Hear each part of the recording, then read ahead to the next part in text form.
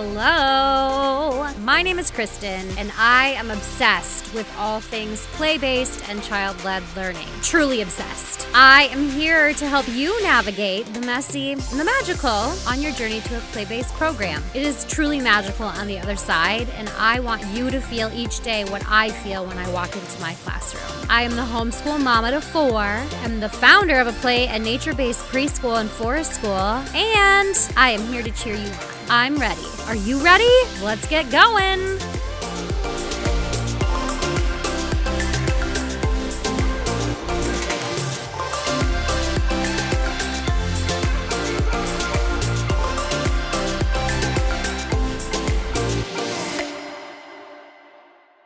Hello.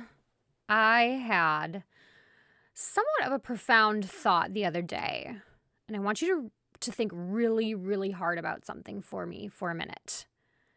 I'm actually going to give you a minute of silence because I want you to really think about this.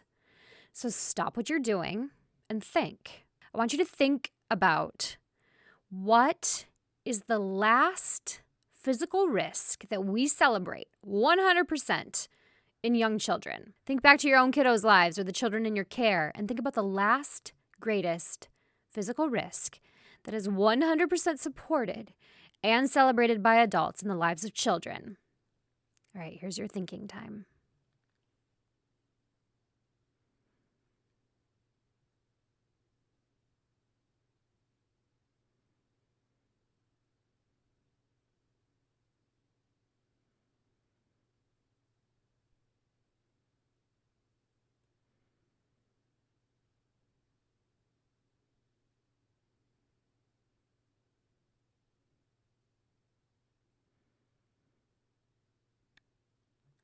All right, well, that wasn't a full minute. Silence is awkward. Are you ready for the answer? And this is my answer. This is what popped into my head.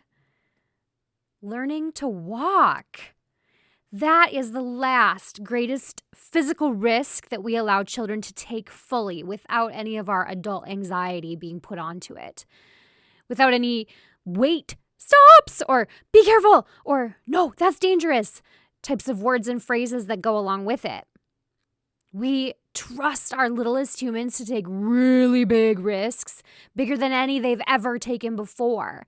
We cheer them on, we smile and we clap and we stand nearby and we wait patiently with our video camera or our phone in hand to capture the moment. They fall down and we cheer for them to get back up. We allow them space and encouragement.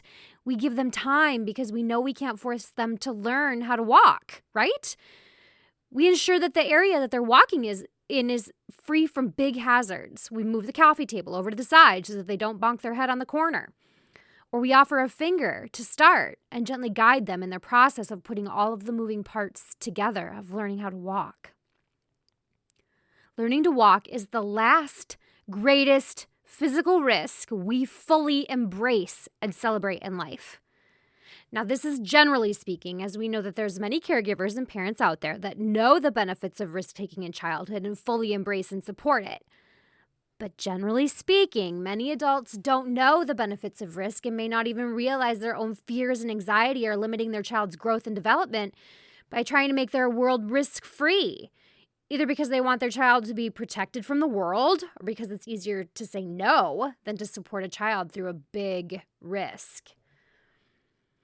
I realized a few weeks ago when I was preparing for an online session keynote that this was the last greatest risk. I had that thought run through my head.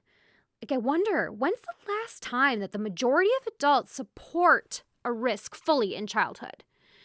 It took a minute for me to think back and come up with the answer. And I think it's pretty profound and it's a very valid argument. The last greatest risk we fully support is learning to walk.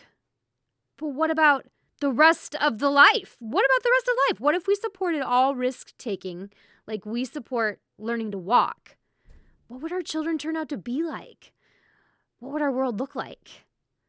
I'm actually left with way more questions than answers. But I can tell you a few things. I can tell you that risk is necessary for proper growth and development. A childhood or a life without risk is like never learning to hold a pencil. What if we place the same amount of energy supporting risk as we do supporting the fine motor skills necessary to hold a pencil? So, why is risk-taking important, and especially physical risk? There's lots of types of risk, but this one's specifically about physical risk.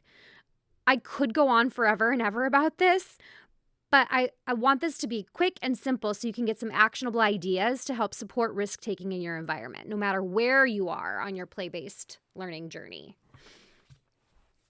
Risk-taking is as important as learning to hold a crayon, or a pencil, or a paintbrush, or squeezing Play-Doh. Risk-taking helps develop self-esteem. It helps self-confidence, self-regulation, like how high can I climb before I can't turn around anymore?